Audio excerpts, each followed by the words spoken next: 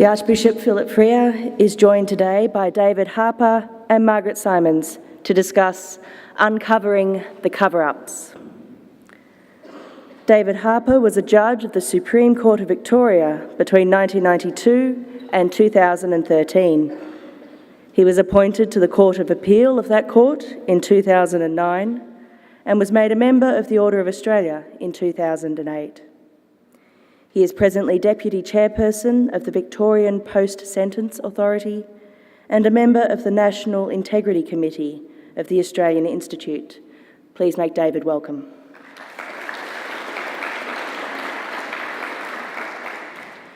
Margaret Simons is an award-winning freelance journalist and the author of 13 books and numerous articles and essays.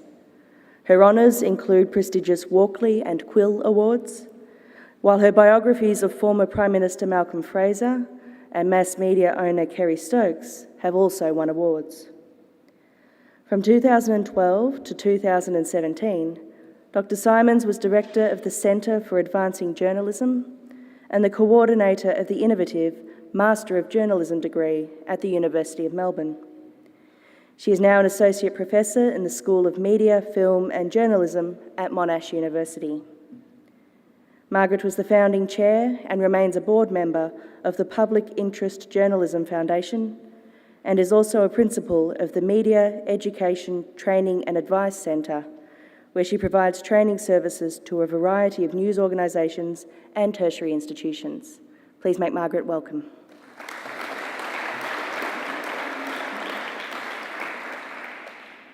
Today's conversation moderator is John Cleary.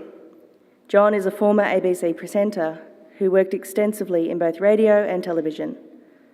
As a result of his 30 years with the ABC, he is one of the best-known commentators on religion, including his work with Sunday Nights on ABC Local Radio and The Religion Report on ABC Radio National. John's career began in Perth. He was a member of the original Compass team and a co-presenter on the philosophy program Meridian in the 1990s. In 2008, John hosted the Interfaith event hosted by the Catholic Church in conjunction with World Youth Day.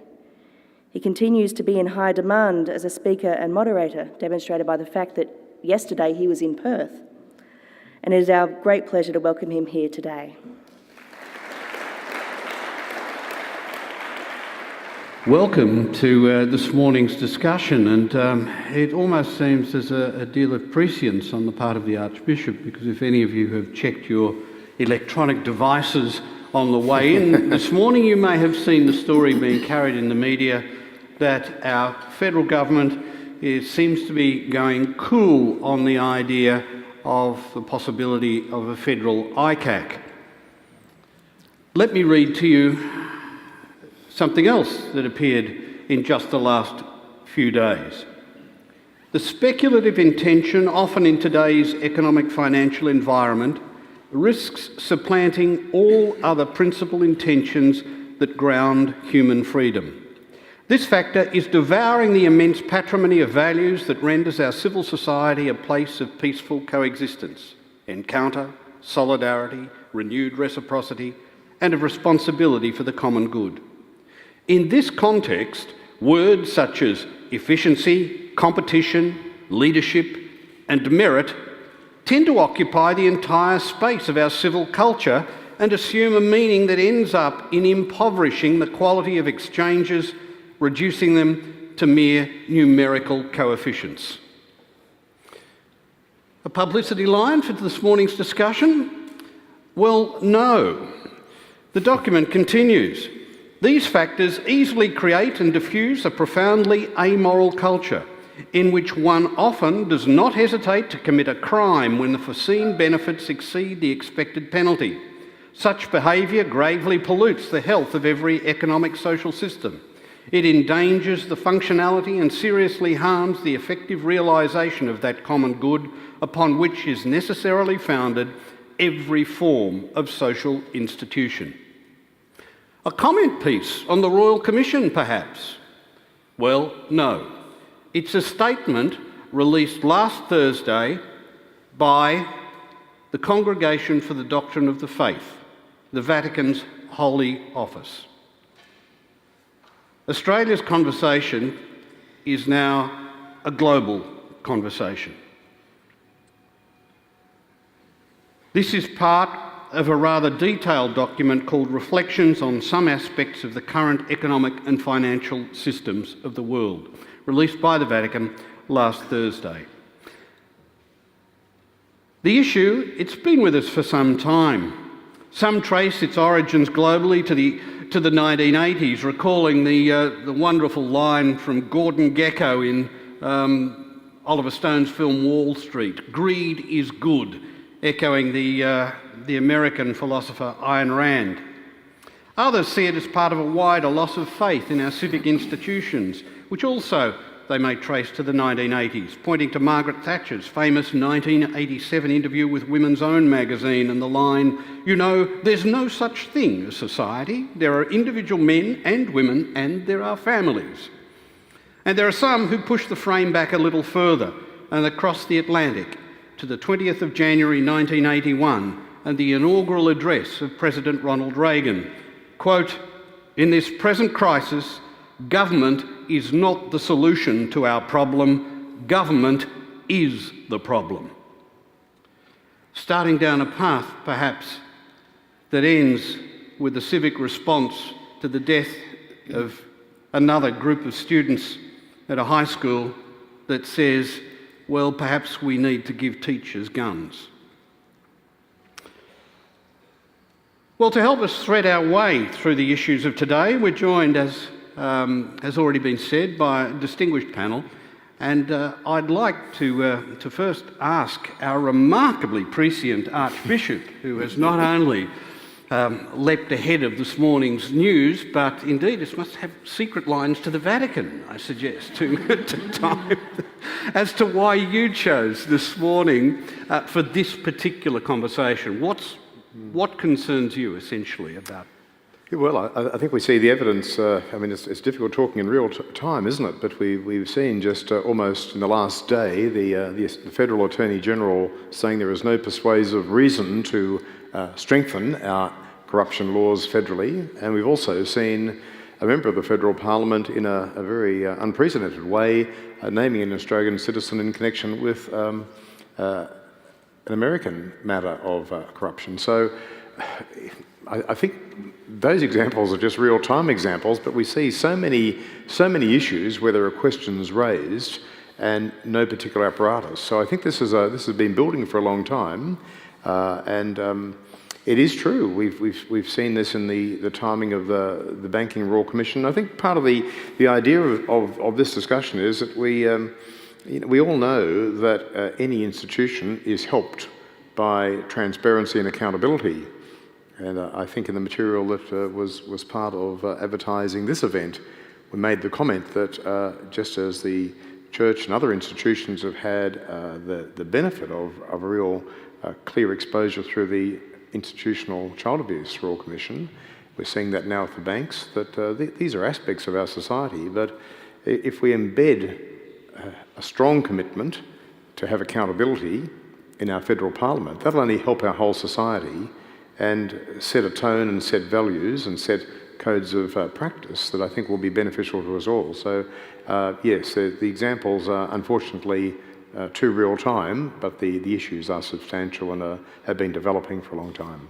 David Harper, as a judge, you've spent many years looking at the way our society relates to questions of order and good governance and the balance between freedom and responsibility.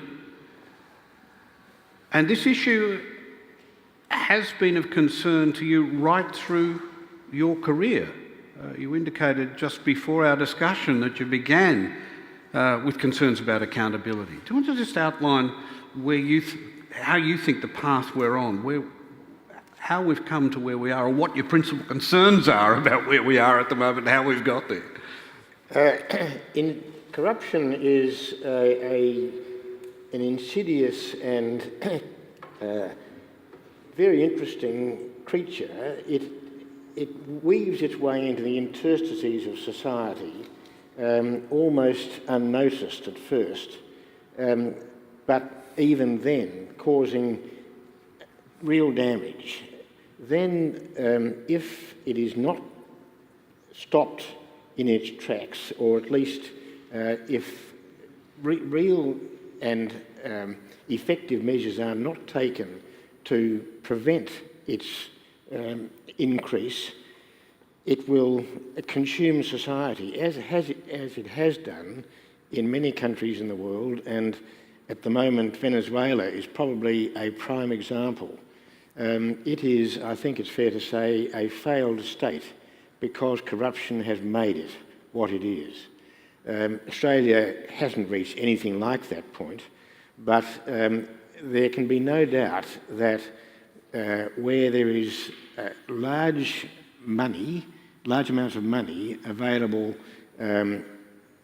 and ready to attract those who are greedy and who have something to offer those with money, then that money will be used in ways which are absolutely contrary to the interests of society and which can cause enormous damage generally, but also in the particular case. Margaret Simons, you're somebody who, for much of your career, has been concerned with matters of the Fourth Estate, journalism and watching over society. Over recent times, however, the emphasis has begun to shift to concerns about journalism itself. Yes, indeed. And its role in where we find ourselves. Do you just want to outline what your principal concerns are? Yes, sure. Well, I was thinking, as you were talking about the comments that there was no evidence of corruption, it actually took me back 30 years to one of the first big jobs I did in journalism, which was covering the Fitzgerald inquiry in Queensland, which of course was preceded by the Premier saying that there was no corruption and indeed no illegal brothels or gambling dens, which was a very puzzling statement because you could see them quite clearly. As a newcomer to Brisbane, it was obvious they were there. And yet the whole state was in this sort of doublethink where they knew things and didn't know things at the same time. And I'm picking up on David's comment, I think that is often the case. It's the old hot frog metaphor, that the temperature rises. But in terms of journalism, of course, the Fitzgerald inquiry was triggered by journalism, by Chris Masters in the Moonlight State and Phil Dickey on the Courier Mail. The Banking Royal Commission was sparked by journalism over many years by Adele Ferguson. We've just seen a guilty plea, I think, in the security bribery case, journalism by Nick McKenzie and others. And the institutional sexual abuse, the Royal Commission into that, largely thanks to Joanne McCarthy, a journalist at the Newcastle Herald. So journalism is absolutely key to detecting corruption and to the institutions of society being able to follow up. And yet, on best estimates available, we have lost 3,000 journalists in the last 5 years. And it's not because there is a declining appetite for journalism. In fact, there's never been so much news and information put out or consumed. It's because the business model that has supported most journalism, basically the advertising-based business model, has collapsed. And the industry is in crisis as a result. And so there is a real concern with so many journalists having been made redundant about whether that sort of scrutiny of society is going to work in the future and how it is to be supported. And that's an issue which I'm very exercised about and concerned with. There is an issue. We've also just seen recent cutbacks to the ABC with more threatened. And that has been and remains, I think, a guarantee that there will be a certain sort of base level of information about what's going on in society available to all. So that also is under threat. The ABC is always struggling, but even more so. But at both News Corporation and Fairfax and our commercial broadcasters, we've seen cut after cut after cut to the most experienced journalists, the ones who are most likely to be telling us that there's a problem. The work they do is amazing given the situation that the industry is in, but we can not be complacent about that continuing. Archbishop, I mentioned in my introduction events of the 80s and the famous Wall Street greed is good cry. Do you see behind the present concerns and the evidence seen in the civic disappointment with the way our institutions operate any evidence of a general decline in our civic culture and in the sort of way ethics is handled in our civic culture? Is it a broader concern than just particular issues of corruption? Oh, yeah, I think there is, it's a bit, as you said in your introduction, there is a calculation, there's a calculus of opportunity and loss. There's a calculation of how much will a fine be or what will be the cost of exposure compared with a perceived benefit. And I think that when you lay that across questions of increasing dominance of multinational companies, which even for something as simple as contributing tax to the societies where they earn the money, it's very hard to see how that accountability can be enforced. So you've got really transnational, multinational companies which have a span exceeding, in a way, the sovereignty of a nation itself, and they're very persuasive. So I think that you've got a relativism coming in, that I'm sure people act in a way which is moral amongst their family, their own community, but then there's something that's switched off when they're in another context. There's always this excuse, well, this is the way they do business. There's introduction fees, there are lavish gifts, there are engagement with other actors in other markets, and people easily relativise that. And they don't, in their own mind, they don't think they're being corrupt, because most people probably have a common decency. There are some who don't, and they probably know they're doing entirely the wrong thing. But I think there is that danger of a relativism that comes in, and a lack of an internal value. And I think that's why it's good for a society like ours to have the collective commitment to this, and for our federal legislators to show a lead. We'd be really following the states in seeing that there's a real importance to our society by mandating high standards of accountability for federal politicians and entities that deal with it. David Harper, let me ask you a similar question. The Archbishop has mentioned that one of the factors that's relevant now is the way in which we have huge amounts of money sloshing around the system, and they're coming from international sources as well. But do you think generally in society, the sort of ethical tools that we have to deal with this are sufficient? And have we seen a change in the way those ethical issues are discussed over the years? If one went back, say, 50 years, to the glorious days when everything was much better, of course, than it is now, that the church, for example, had a much stronger position in society. So you would see in the Melbourne Sun the Reverend Sir Irving Benson thundering away and issues like this. There was seen to be not just the Parliament, but a sort of moral and ethical civic society which could talk back to the politicians. So I'm asking two questions. One, the way in which the reality has changed with the international structure, but whether or not our civic institutions are as sensitive ethically or have the capacity to speak the way they once did. In answer to the second question, I think that although Sir Irving Benson may have thundered away, there is an increase in anger in public discourse now.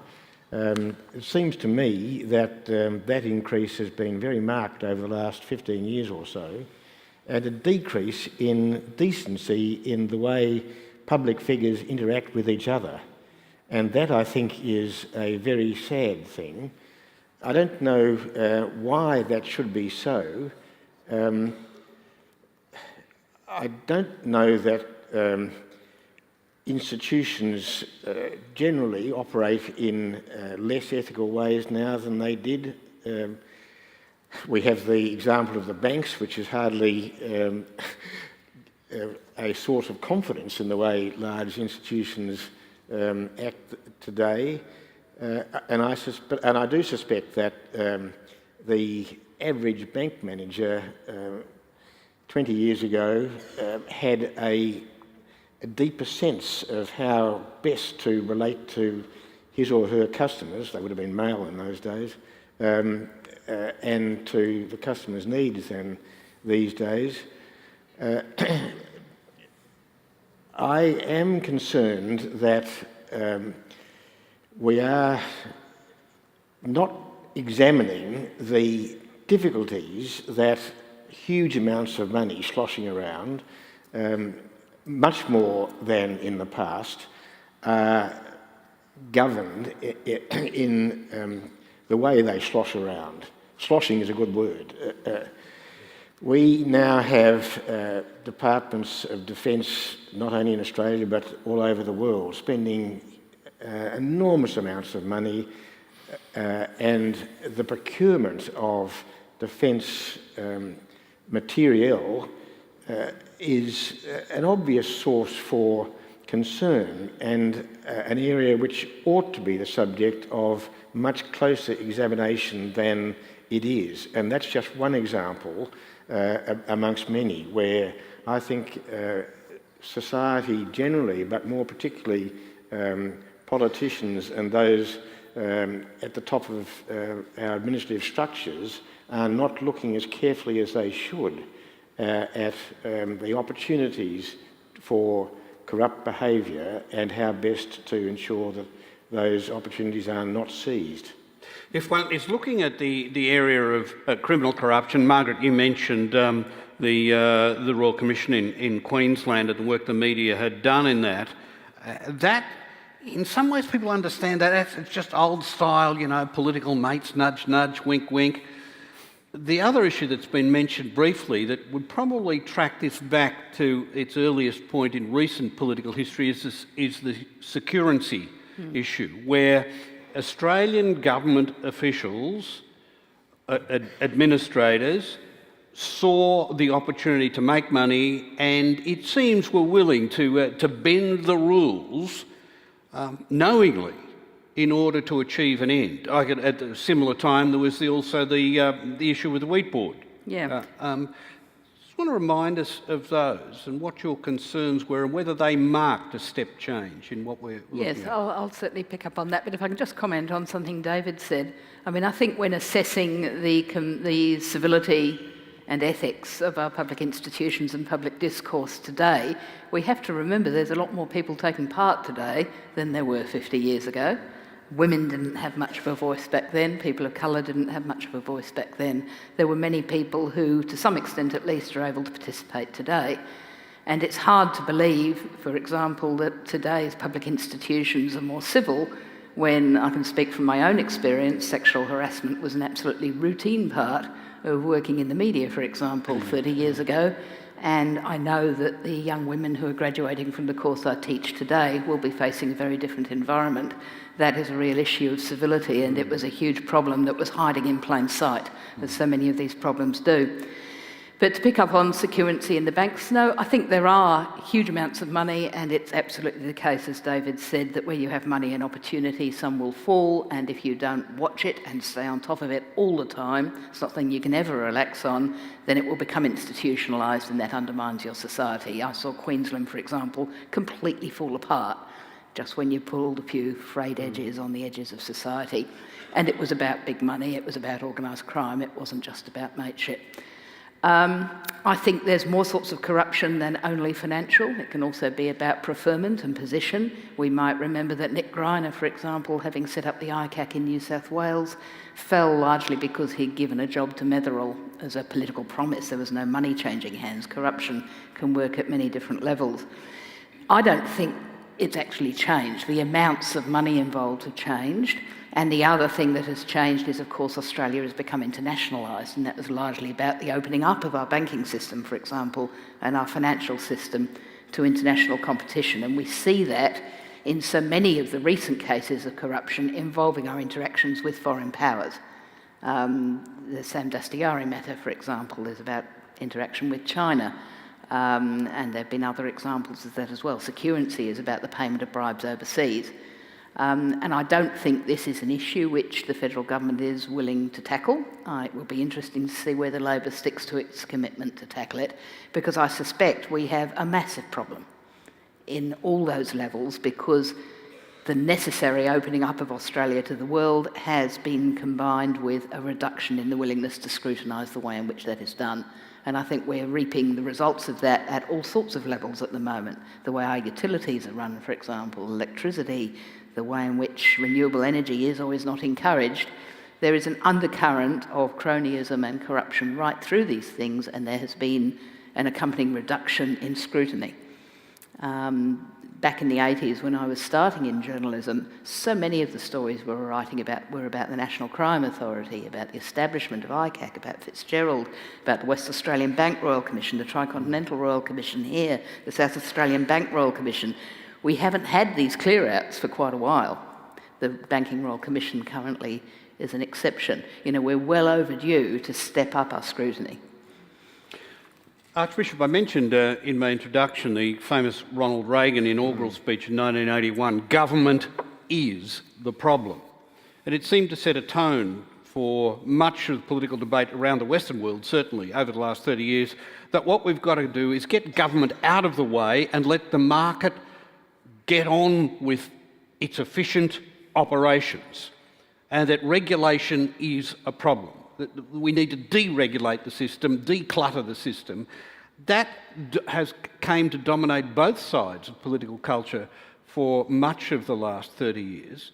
And by way of just this final broader question, do you think that in some ways the pendulum may have swung a little too far? Well, I think Australia, quite different to the United States, is a more of a big government country. I mean, if you see that, it doesn't matter what the topic is, there'll be someone who immediately will say, and the government should do something about it. It doesn't matter what it is.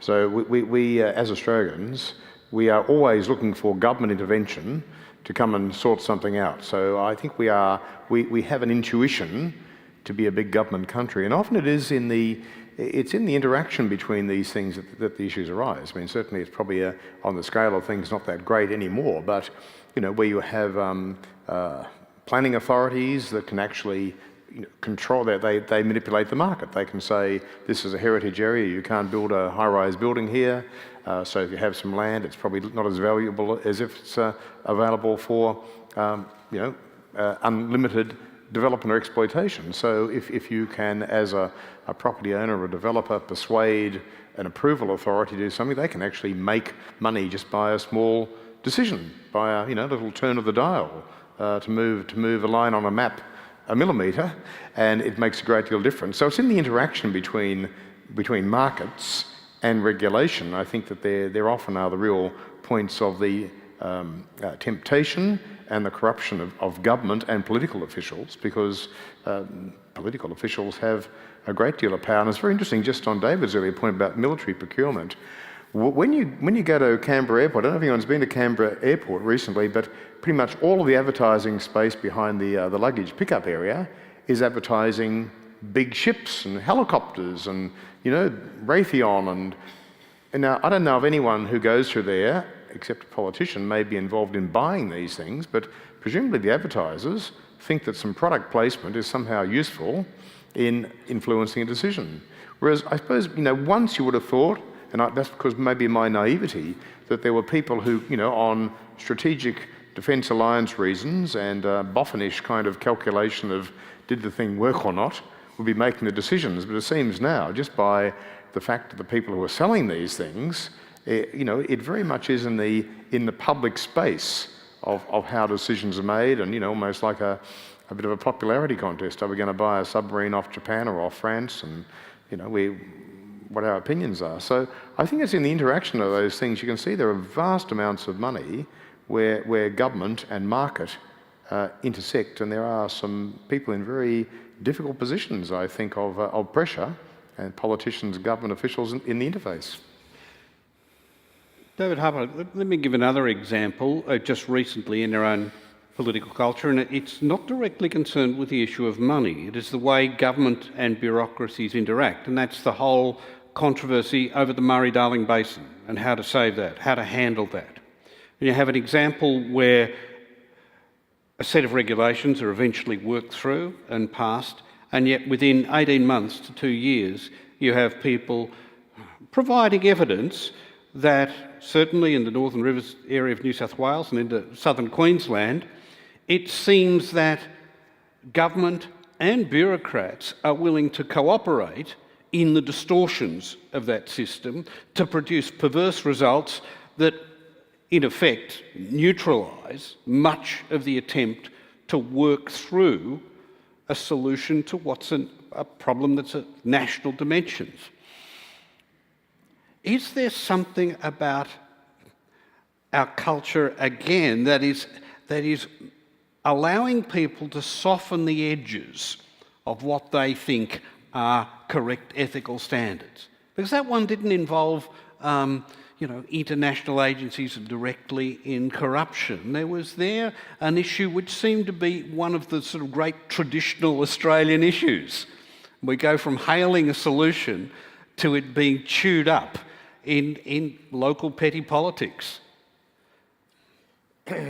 Water is going to be a problem for the world, and it's reflected in the way we've approached the Murray-Darling problem. I've got no doubt that both politicians and those who work under them as administrators have looked primarily at the interests of their own jurisdiction rather than the interests of Australia as a whole. And this has, I think, had particularly adverse effects for South Australia. Whether the approach which has been taken by the several jurisdictions is less ethical now than it might have been 30 years ago, I don't know. But I am very concerned that the administrators are bowing to the pressure that they get from their politicians to act in ways which support the position of the individual jurisdiction rather than look at the best solution for Australia as a whole. And the Murray-Darling Basin and its water supply is a problem for Australia as a whole. And Western Australia is separated from it to an extent, but it is a huge national problem, and it must be approached on that basis as a national issue, and it is not. And I think that is a problem that is basically political, but it's also increased in its effects by the fact that the administrators are not these days prepared, as I think they were 50, 40 years ago, to stand up to their political masters and look at the broader picture and speak truth to power. One of the final interviews he did, and I was privileged to conduct with the famous Nugget Coombs, one of Australia's great bureaucrats and administrators. He lamented to me that there were fundamental changes in the nature of Australia's bureaucracy, the removal of permanent heads, the introduction of contract systems throughout the civil service, that eventually Australia would come to rue. Now, that interview I did 20 years ago, and I've been caused to reflect over time that perhaps there's some truth in that. Margaret, you've watched this system from outside.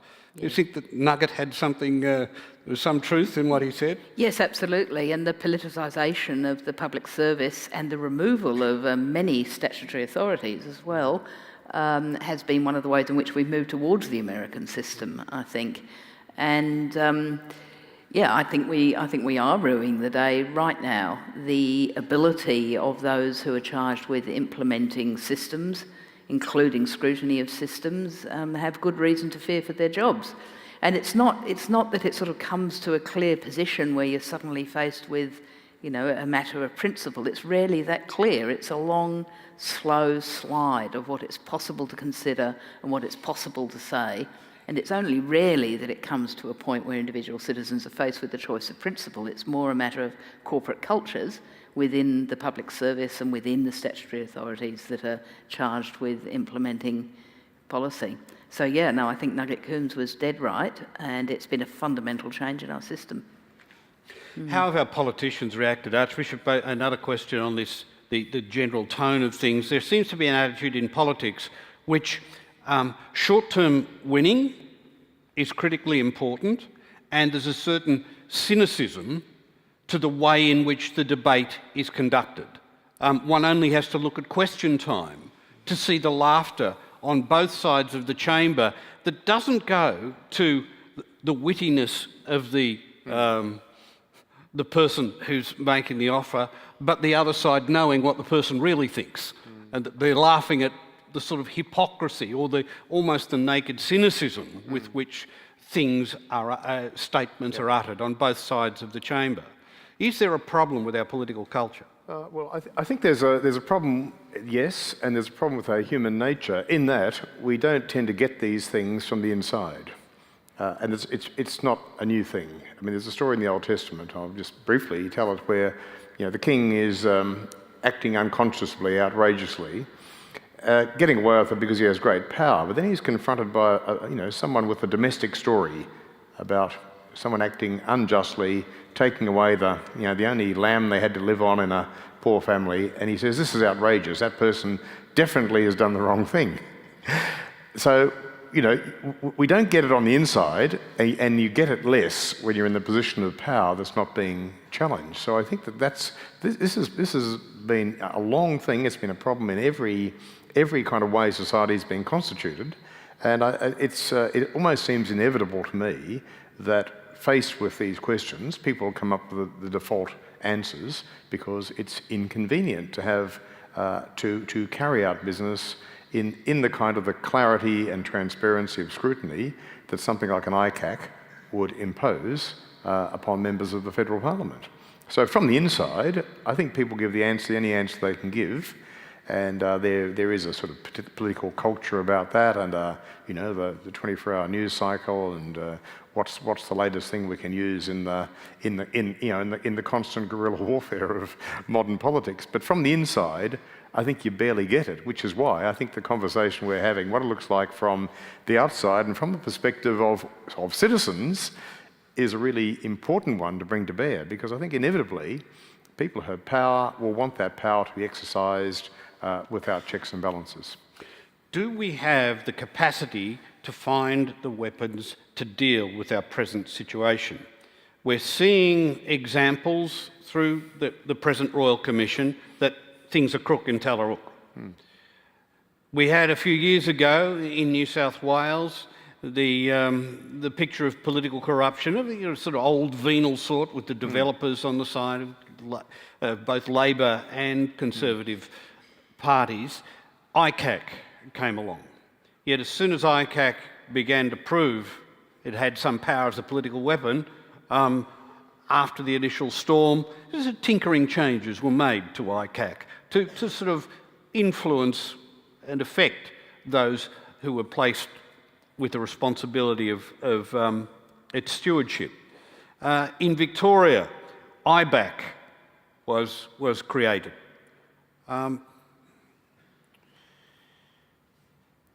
Do we think, in the light of the criticisms of IBAC and what we saw happen to ICAC, that there is strength enough in the political culture to hold politicians to the promises they give to us when such bodies are set up?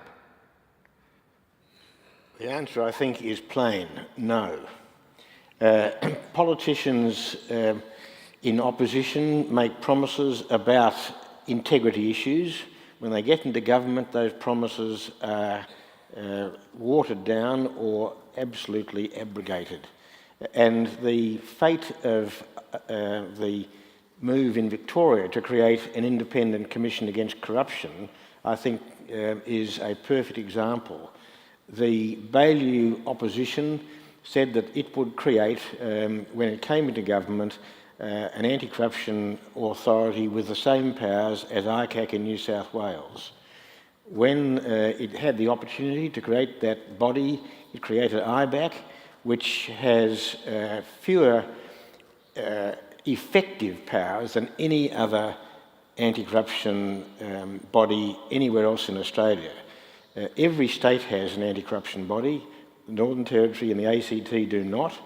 But the Victorian IBAC does not have the same power to be effective in its pursuit of corruption as the other state authorities do. And the present Victorian government has not shown any real inclination to increase the powers of IBAC.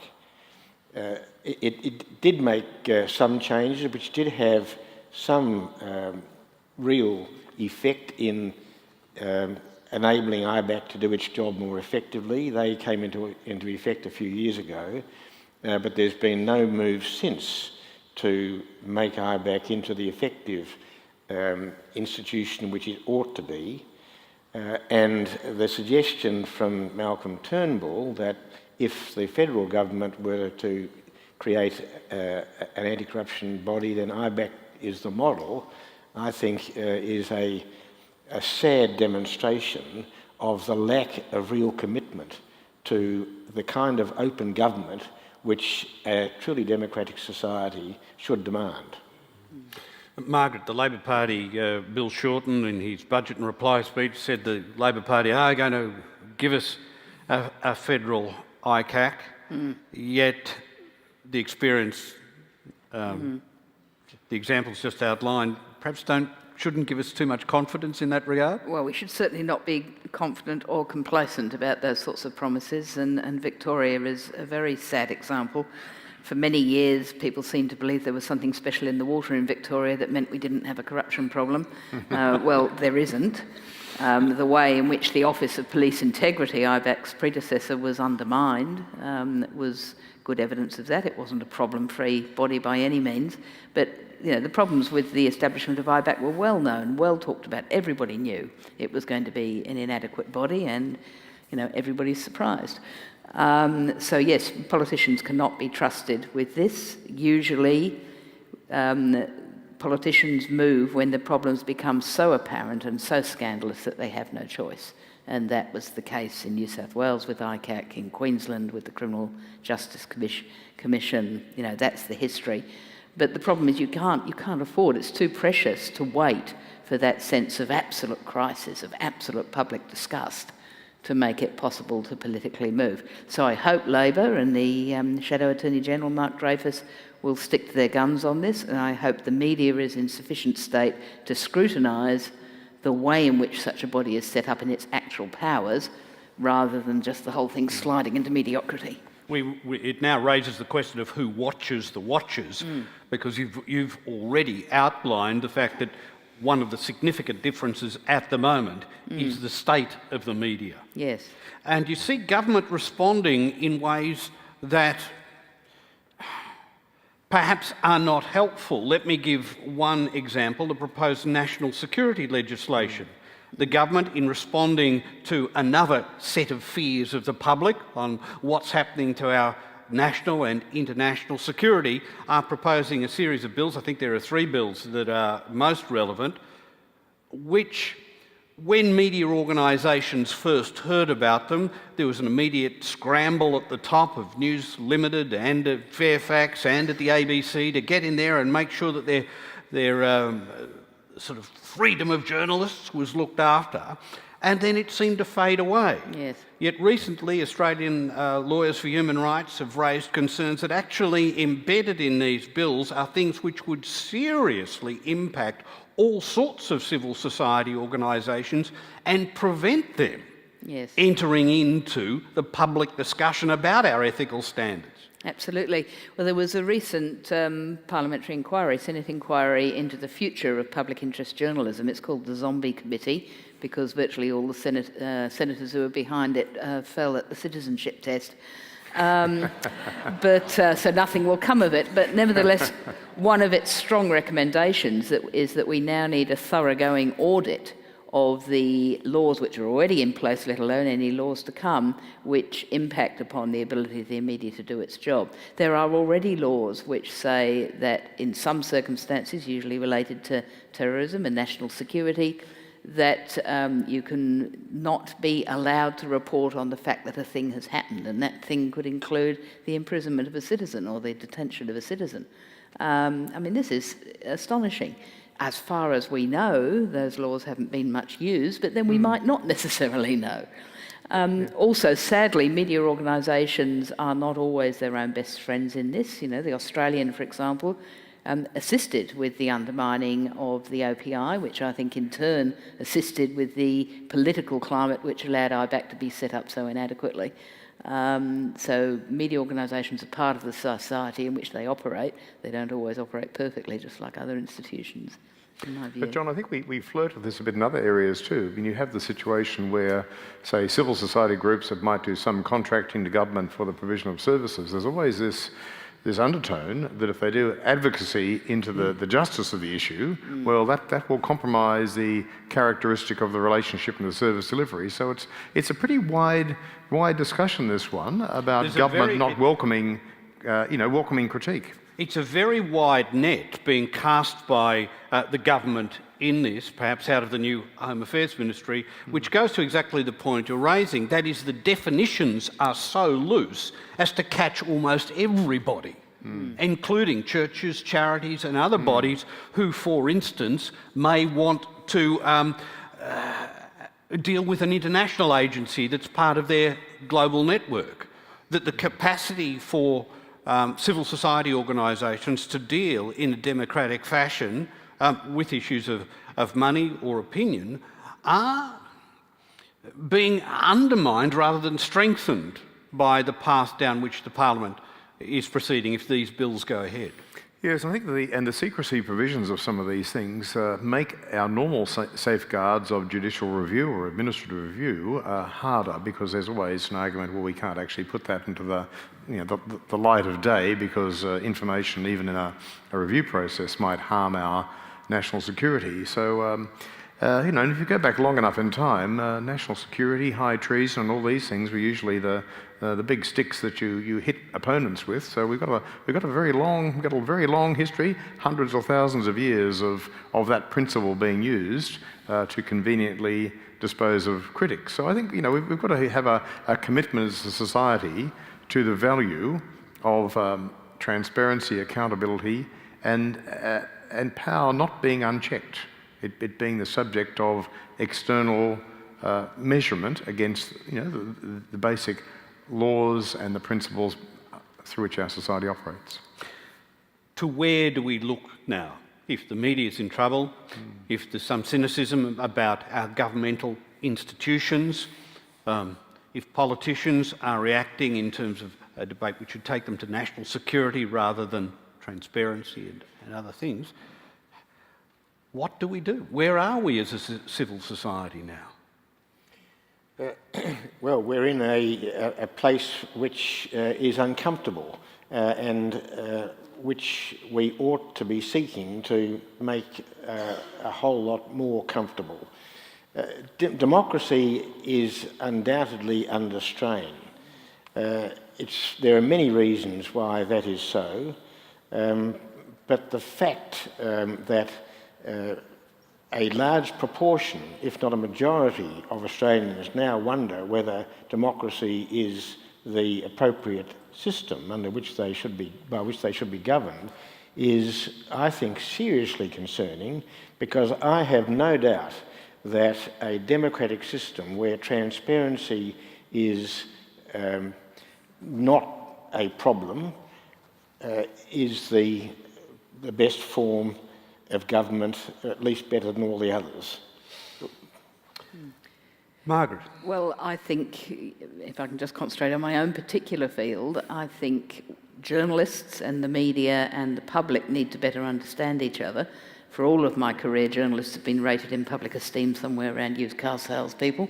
And yet, when you actually look at what the best journalists do, as I outlined earlier, virtually all of the serious anti-corruption measures that we've seen over my lifetime have been spurred in large part by journalism. So I think the public needs to understand that journalism and democracy in our system go together. If you undermine the media and journalism's capacity to do its job, then you undermine democracy. The two have to go together. The business model that has traditionally supported journalism is largely broken, I think, and that means we're going to have to come up with new ways of making sure that that work can be done.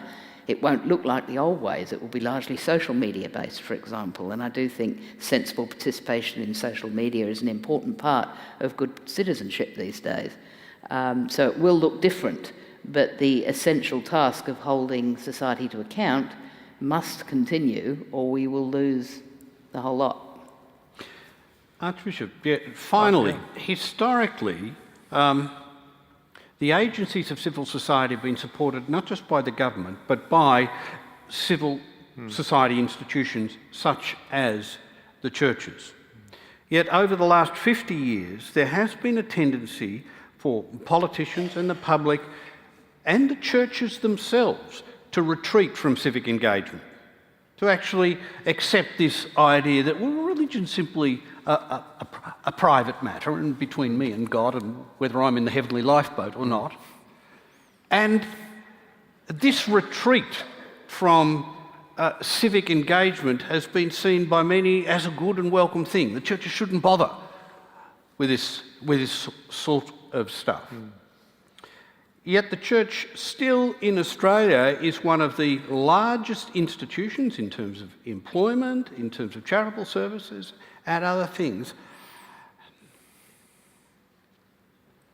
Do religious institutions and bodies, albeit having to recover themselves from the Royal Commission, need to perhaps begin to take the lessons learned from things like the Royal Commission into sexual abuse and go back into the public sphere in a way which they've been a bit cautious about for some years? Yeah, I'd agree. And I think the Anglican Church, we have at a national level a group that comes out of our General Synod that is about Christians and social policy.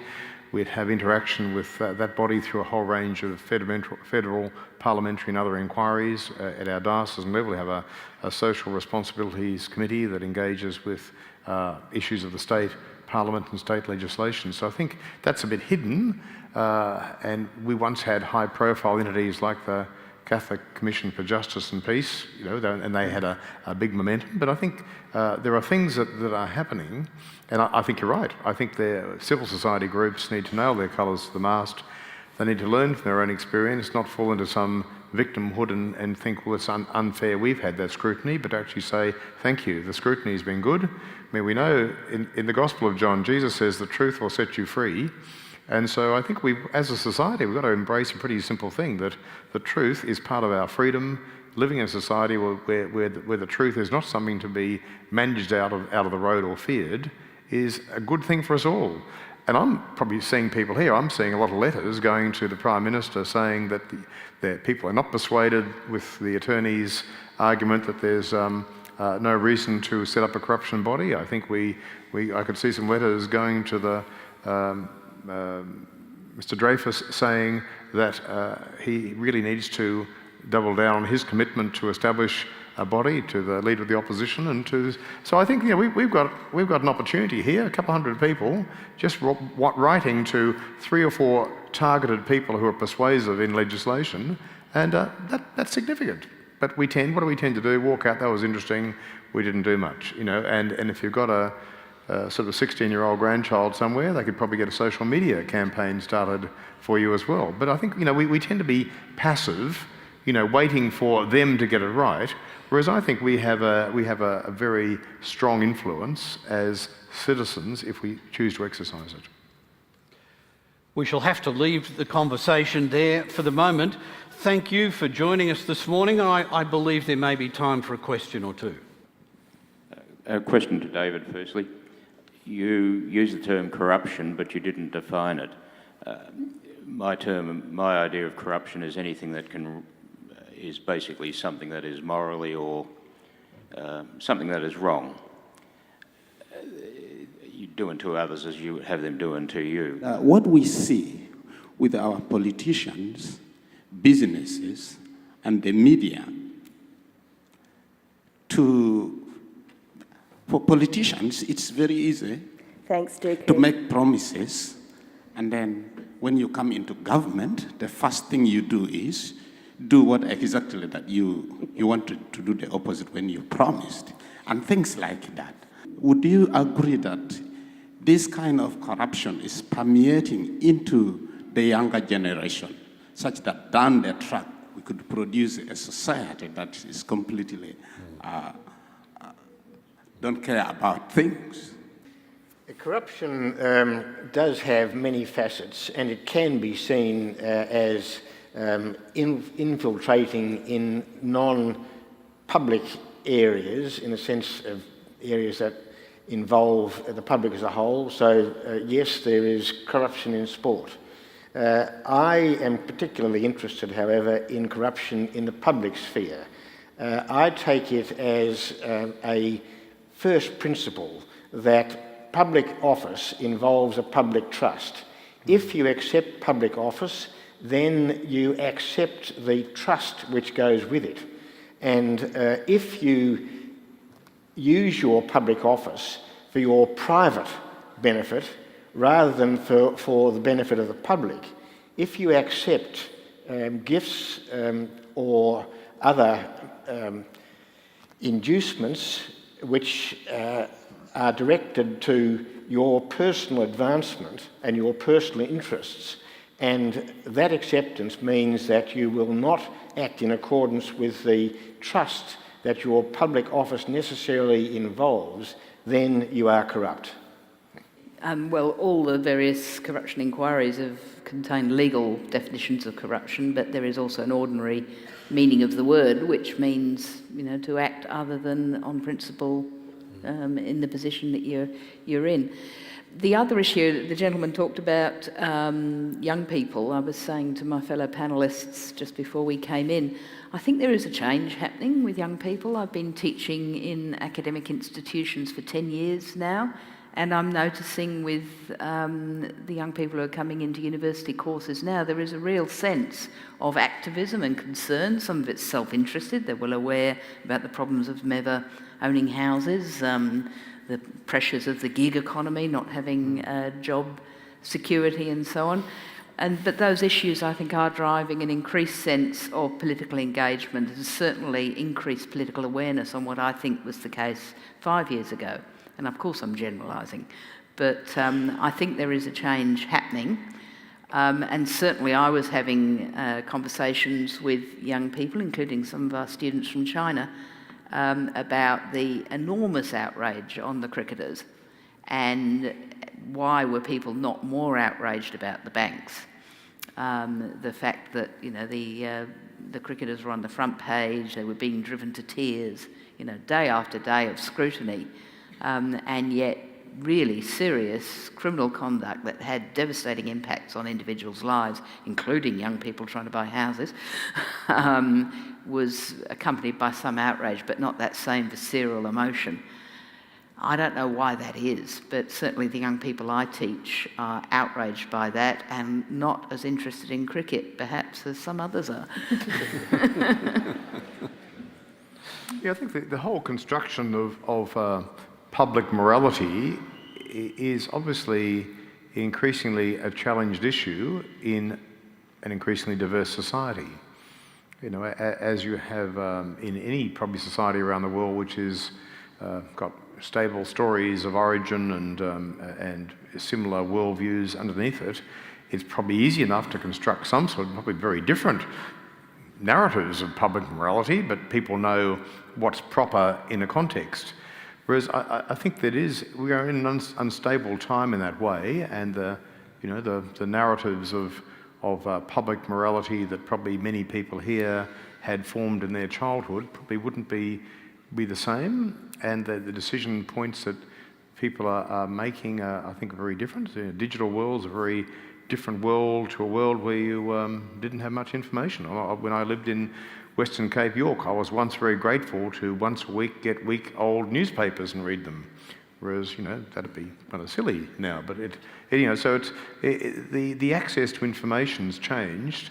But I think there is, and I guess when I go to schools I visit, there is a strong sense of ethical conduct for students about what kids at school know about what's cheating, what's not cheating. They know what's kind of fair behaviour towards their friends. They know what's bullying and what's not bullying. So I think there is, I wouldn't feel desperate, but I think that the young people are being shaped with a sense of right conduct, but as we come to a whole society, it's always much easier to get outraged over people who are largely, increasingly in the entertainment industry, like cricketers, I guess. We extrovert our anger on them.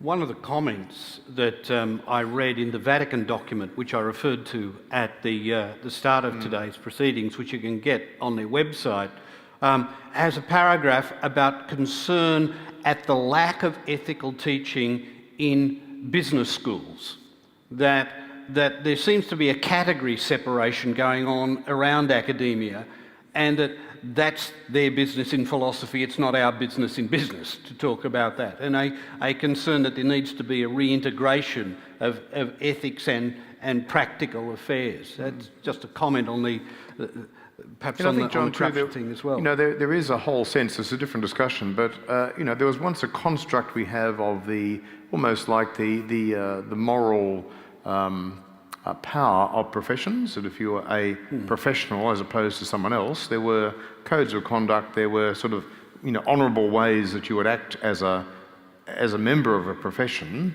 that was often perhaps more informal than policed. But I think we've got things like that we can sort of see, that some people, in a way, despite being professional and holding the esteem of public trust and office, still don't act in a way that's honourable towards that confidence that they're invested in. You see that in many areas.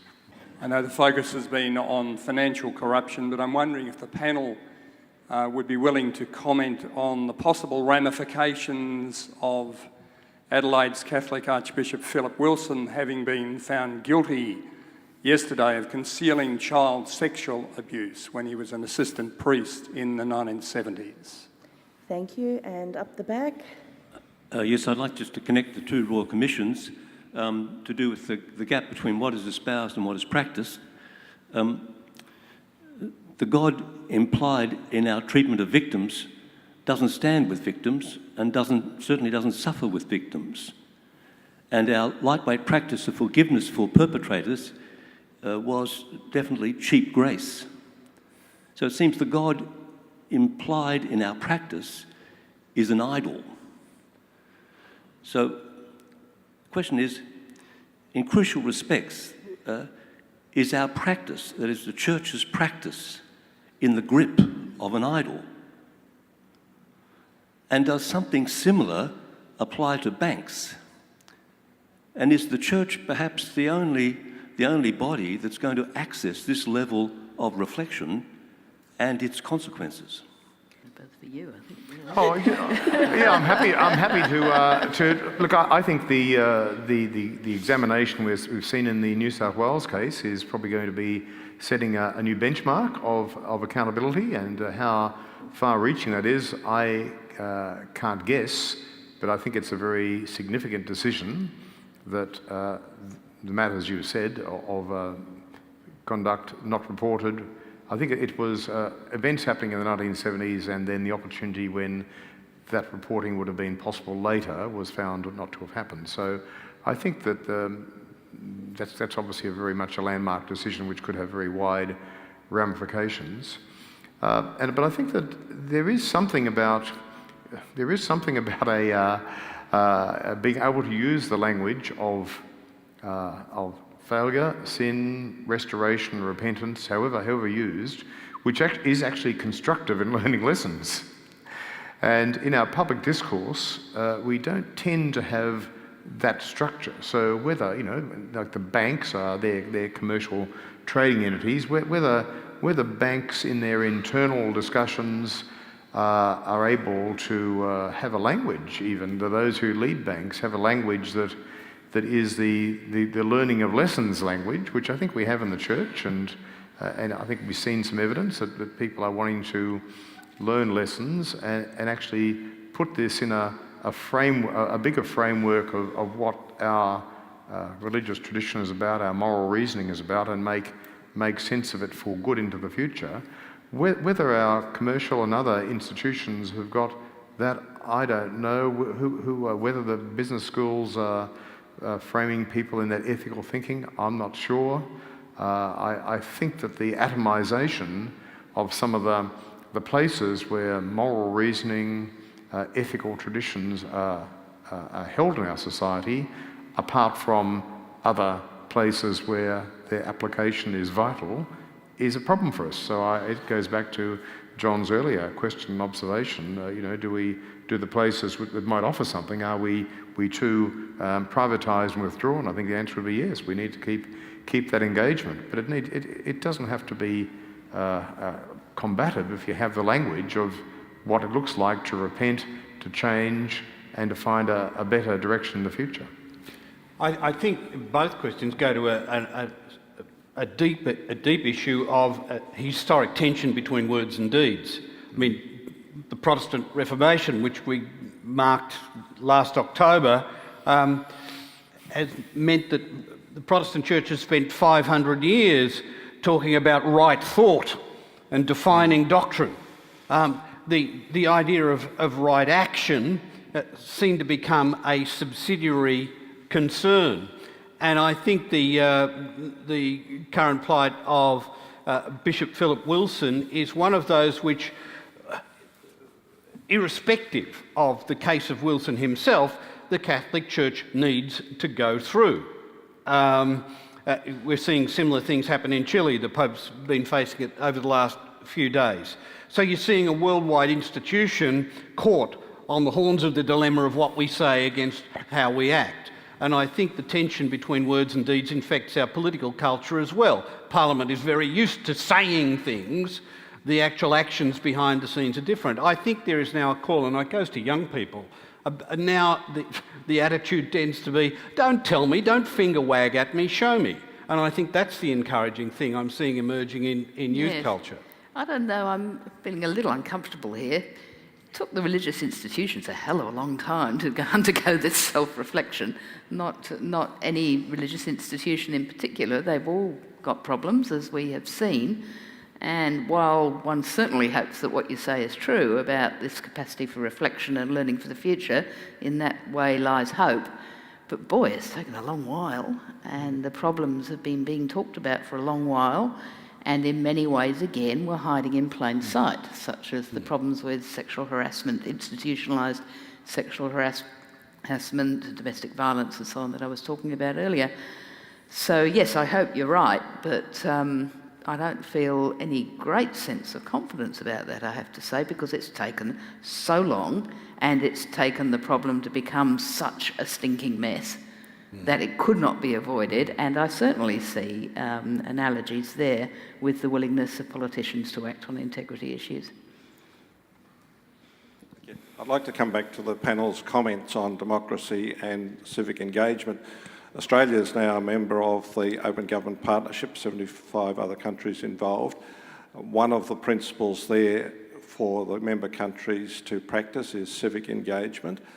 One of the things that's currently on the table in Australia for discussion as part of Australia's National Action Plan on Open Government is the idea of some sort of integrity body, federal ICAC if you like, for the shorthand of it.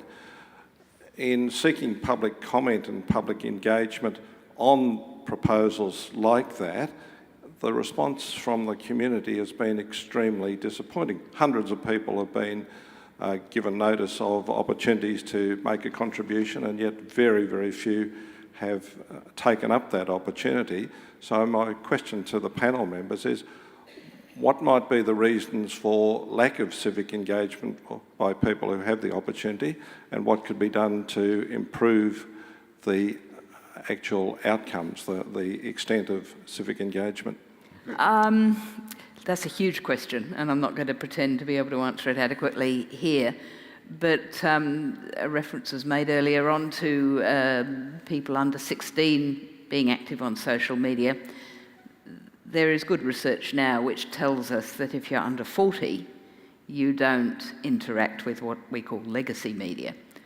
And social media is a tool. It's like the telephone. You can use it for good or ill. It's not inherently good or bad in itself.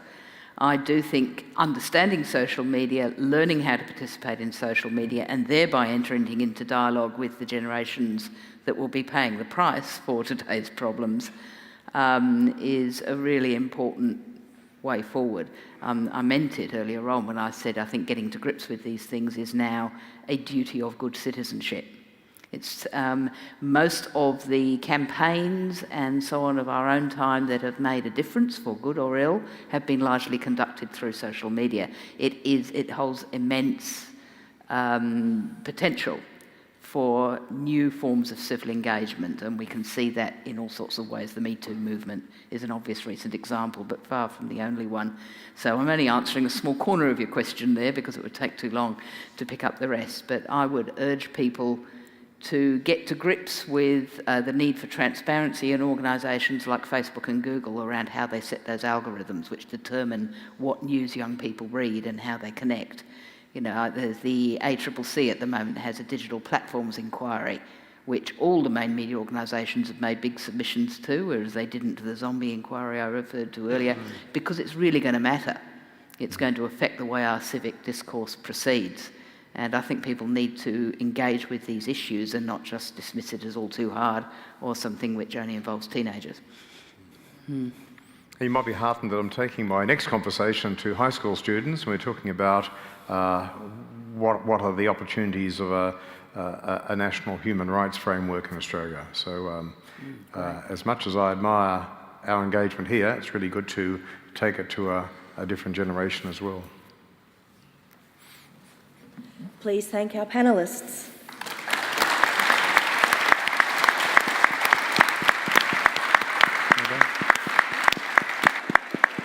So thank you for engagement on this. I think it's a really important topic. And just going back to my earlier comment, if you have it within you to write one letter or one email on something you think you've heard today, I think that's a good thing to do, just as a point of action. So find an opportunity if you can. I might just wrap this up with a prayer. Loving God, we pray for those who have big responsibility, whose pressures of choice are great, and we ask for guidance for all who will consider these matters at the federal level, that we can have good laws that value openness, transparency and accountability, and for these things to benefit our society. We thank you for the opening up of these issues in the discussion today, and for the thoughts and actions we can take from this time. And we pray this all in Jesus' name. Amen.